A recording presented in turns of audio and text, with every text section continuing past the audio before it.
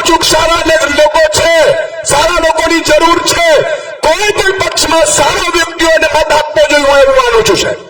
અને હું અદના ભાજપના હજી જે સારા લોકો છે, મારો તો કે વર્ષો 15-16 વર્ષ પત્રકાર તો રહ્યા, લગભગ બધા જોડે ઘરોબો સંબંધ છે. પણ ઈ મને અમે ભેગા થઈએ ત્યારે કોઈ પાપ ન હોય.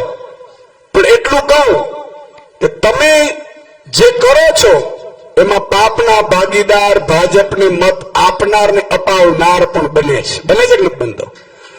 સાહેબ, ખેડૂતોને ભાવ ન પડે, વીજળીને આ થાંભલાઓ નાખ્યા, જયારે બાપની દુકાનો એવી રીતે આવે. બોલો, તમારા ખેતરમાં નાખો ને, અને થાંભલાઓના કોન્ટ્રાક્ટ કોનો હોય? એને.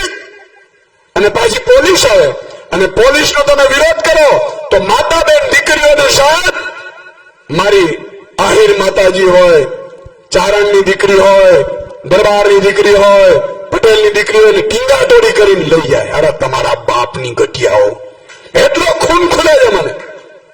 ખરેખર શું હોવું જોઈએ? થાંભલા નાખો એનો વાંધો નથી, પણ આ થાંભલા નાખો છો, આવી 52 ચક્કા નાખો છો, ફરે છે, કમાય છે કોણ? કંપનીઓ કમાય છે ને.